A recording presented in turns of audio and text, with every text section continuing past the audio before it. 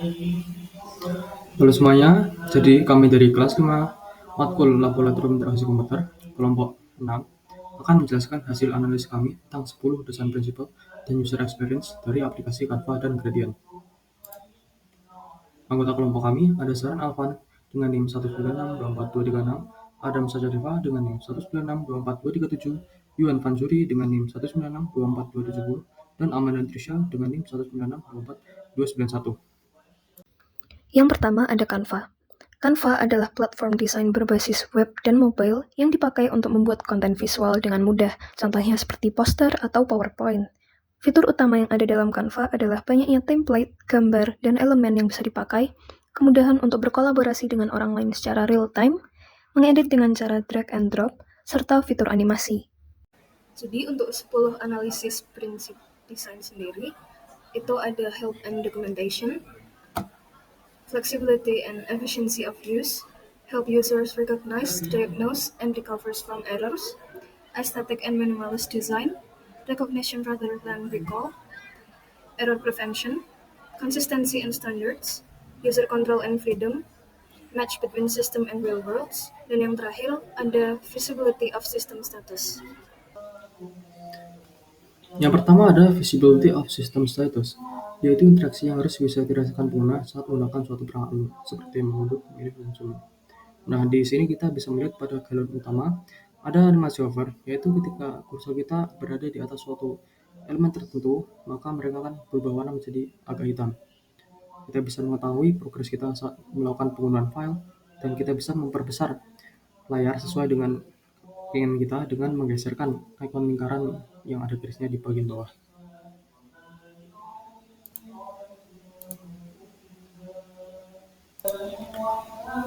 Lalu ada match between system and real world, yaitu penggunaan kata frasa atau konsep yang sudah biasa dipahami oleh pengguna.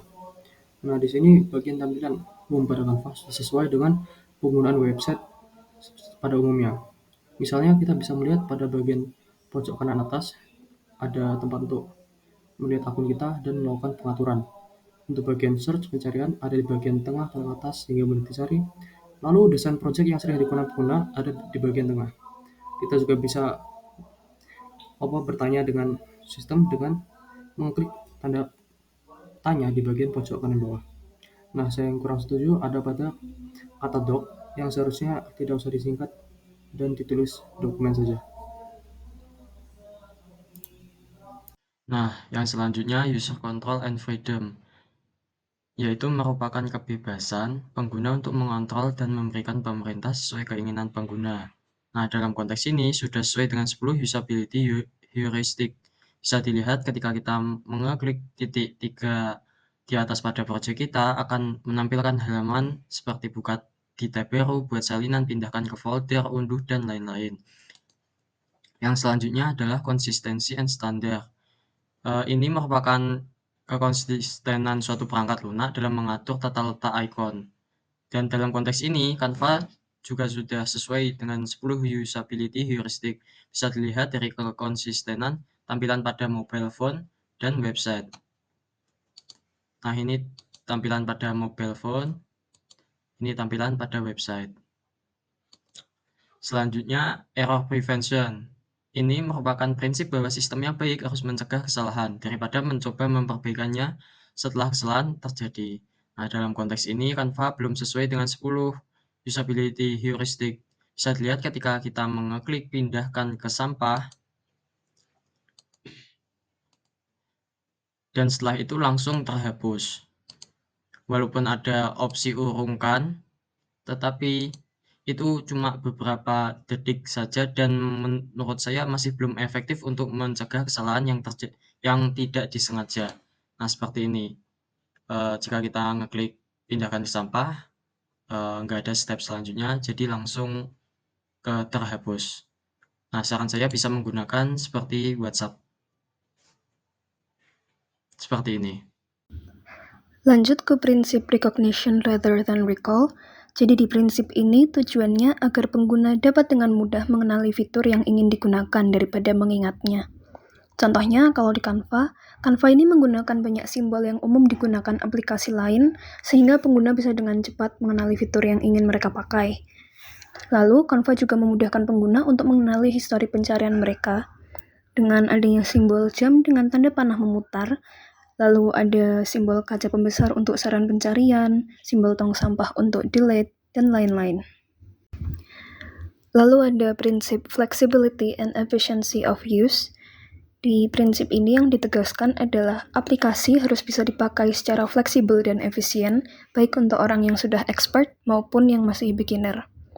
Contohnya kalau di Canva, kalau kita mau atur ukuran font, opacity, dan lain-lain, kita bisa ngatur pakai slider maupun ngetik ukuran yang dimau. Contoh lainnya tuh ada kemudahan mencari elemen dengan art style sejenis atau dari ilustrator yang sama. Ini tuh bisa dicari dengan pakai keyword tertentu, misal hand drawn, atau watercolor, atau technology, dan lain-lain. Atau kita bisa klik namanya view collection. Ini koleksi elemen dengan tema tertentu yang digambar oleh ilustrator yang sama. Terus ada yang namanya prinsip aesthetic and minimalist design. Jadi di prinsip ini, tampilan aplikasi itu harus berisi info yang relevan dan sering dipakai sama pengguna. Prinsip ini juga membahas tentang pentingnya komposisi, placement menu, warna, dan desain yang menarik biar pengguna betah pakai aplikasinya. Contohnya kalau di Canva, fitur yang nggak berkaitan sama aspek desain itu ditempatkan di atas, kayak tombol share, statistik tentang template-nya, dan lain-lain. Dan header-nya ini pakai warna gradasi biru ke ungu yang identik sama logonya Canva. Terus, fitur yang sering dipakai dalam mendesain dimunculkan, dan lengkapnya itu dapat dimunculkan dengan klik tombol yang titik 3. Terus terakhir, fitur yang berkaitan langsung dengan kegiatan desain ditempatkan di bawah dan punya simbol yang simple desainnya agar gampang dikenali sama pengguna. Oke, prinsip selanjutnya adalah help user recognize, diagnose, and recover from errors. Singkatnya, prinsip ini punya tujuan membantu user dalam memahami error dan menyelesaikan error yang ada. Di Canva sendiri, kita bisa lihat prinsip ini ketika kita hendak mengatur ulang kata sandi. Ketika kita hendak mengatur ulang kata sandi, terdapat tulisan kecil berwarna merah yang berisi tentang kriteria sandi yang sesuai. Selanjutnya, help and documentation. Tujuan fitur ini untuk membantu user dalam menggunakan fitur-fitur yang ada. Canva sendiri secara khusus menyediakan laman untuk panduan bagi pengguna dalam menggunakan fitur-fitur yang ada. Selanjutnya, user experience dari Canva. Dari segi editing, terdapat fitur garis bantu ketika kita hendak meletakkan elemen-elemen, sehingga kita dapat meletakkan elemen dengan presisi. Kemudian dari segi pencarian, ketika kita hendak mencari template, elemen, dan sebagainya, Canva memberikan saran pencarian. Saran pencarian ini biasanya sesuai dengan tema yang kita cari. Yang akan dianalisis selanjutnya adalah Gradient, platform digital learning berbasis web dengan video penjelasan bahan ajar, modul, dan latihan soal. Fitur utama yang ada di Gradient itu adanya komunitas untuk diskusi, ada latihan soal, solusi textbook, bank soal, modul, dan jam belajar yang fleksibel disesuaikan dengan penggunanya masing-masing. Pertama ada visibility of system status. Nah, pada saat kita menonton video, pada saat loading bisa terlihat lingkaran yang berputar-putar di tengah video. Lalu, jika kita ingin melihat subbab pada bab tersebut, kita bisa memencet tombol anak panah yang menghadap ke bawah, dan itu akan menampilkan subbab-subbab yang ada. Lalu anak panahnya akan berubah menghadap ke atas. Kita juga bisa melihat progres pembelajaran kita dalam bentuk persen, yang bisa dilihat di slide paling bawah pojok kiri. Selanjutnya ada match between system and reward. Nah, konsep pada Gradient ini sudah sesuai. Bisa dilihat pada opsi menu yang sebelah kiri, lalu pembelajaran terbaru bisa dilihat paling atas. Dan setelah itu di kelas, materinya bisa mudah dilihat dengan diletakkan di bawah materi yang baru rilis. Lalu kita mencari suatu video atau materi, akan ada tulisan pencarian terpopuler yang atas sehingga kita bisa dengan mudah mencari apa yang kita inginkan. Nah, yang selanjutnya user control and freedom dalam aplikasi Gradient. Dalam hal ini telah sesuai dengan 10 usability heuristic, bisa dilihat dari tampilan yang memungkinkan pengguna untuk memilih metode pembayaran yang sesuai dengan keinginannya.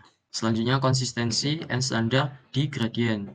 Gradient juga sudah sesuai dengan 10 usability heuristic dalam konteks konsistensi and standar karena bisa dilihat pada tampilan mobile phone dan tampilan pada laptop atau PC itu sama, sehingga memudahkan pengguna baru untuk menggunakannya. Nah, selanjutnya error prevention dalam gradient. Menurut saya masih belum sesuai dengan 10 usability heuristic. Bisa dilihat di slide selanjutnya bahwa ketika kita telah klik proses pembayaran, tidak ada step untuk memastikan apakah kita sudah yakin dengan pilihan kita. Nah, seperti ini.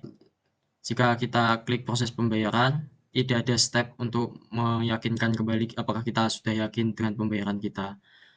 Nah, saran saya seharusnya diberi seperti ini untuk meyakinkan kembali, tapi dalam konteks pembayaran. Lanjut ke prinsip recognition rather than recall, yaitu prinsip tentang agar pengguna bisa dengan mudah mengenali fitur yang ingin digunakan daripada harus mengingatnya. Kalau di gradient, itu aku lihat simbol-simbol dan layout yang umum digunakan di website lain itu juga diaplikasikan ke gradient. Contohnya nih, buat layout headernya, itu di pojok kiri ada menu navigasi bentuknya garis 3, ada logo inisial G, gradient, itu yang menandakan home, ada spacebar, itu di tengah, besar, terus di pojok kanan ada tautan untuk masuk ke akun pengguna. Kemudian kalau menu navigasi ini dipencet, keluar tampilan fitur-fitur yang ada di gradient. Tampilan simbol di menu juga ini sangat simple, minimalistik. Flexibility and efficiency of use. Prinsip yang menegaskan kalau aplikasi harus bisa dipakai secara fleksibel dan efisien, baik untuk orang yang sudah sering pakai maupun yang masih pemula. Contohnya nih, kalau di gradient, sistem pencarian di gradient itu mencocokkan keyword yang dimasukkan pengguna dengan semua hal yang punya keyword tersebut. Mau itu judul kelasnya, atau di konten buku misalnya ada kata-kata keyword tersebut, maka akan dimunculkan. Misal aku search kimia, maka dalam contoh yang dikasih ini muncul keywordnya ditandai warna kuning. Keyword ini muncul di konten buku kimia 1. Lanjut ke contoh lainnya, di kolom pencariannya itu ada fitur pencarian terpopuler sama histori pencarian penggunanya. Terus, hasil pencariannya itu disortir berdasarkan menu dan mata kuliahnya. Terus ada prinsip aesthetic and minimalist design. Intinya di prinsip ini, tampilan aplikasi harus isinya tuh info yang penting-penting aja. Kemudian, tetap memperhatikan sisi estetikanya, seperti komposisi, placement, warna, dan desain yang menarik. Kalau aku lihat di gradient ini, lebih mengutamakan minimalisme dalam desain webnya, memberikan kesan tegas dan juga serius. Ada kode warna untuk masing-masing fitur atau menu yang ada di gradient. Contohnya untuk fitur astronauts, itu ada warna pink atau magenta gitu. Kemudian bank soal diberi kode warna biru, dan sebagainya. Kemudian di fitur astronaut sendiri, covernya menggunakan ilustrasi bergaya minimalis dengan palet warna yang simple, yaitu gradasi dari putih menuju warna tertentu. Prinsip selanjutnya adalah help user recognize, diagnose, and recovers from error. Di gradient sendiri, kita bisa menemukan penerapan prinsip ini ketika kita membuat akun. Ketika kita hendak mengisikan data diri, terdapat tulisan kecil berwarna merah yang memperingatkan kita agar data yang kita isikan valid. Selanjutnya, help and documentation. Menurut saya, gradient sendiri kurang menerapkan prinsip ini. Tapi, saya menemukan sedikit penerapan prinsip ini pada fitur tanya jawab. Saran saya, agar ke depannya, gradient menyediakan panduan bagi pengguna, sehingga pengguna dapat memaksimalkan penggunaan fitur yang ada. Yang terakhir, user experience dari gradient. Dari sisi video, desain tampilan video pembelajaran mudah digunakan. Kemudian juga fitur-fitur penunjang sudah disediakan dengan baik. Dari segi login, kekurangannya adalah seringkali kita gagal login karena gradient menganggap kita telah login di device lain, sehingga kita harus logout terlebih dahulu, kemudian login lagi. Tentunya hal ini merepotkan bagi pengguna. Sekian dari kami, kurang lebihnya mohon maaf. Terima kasih.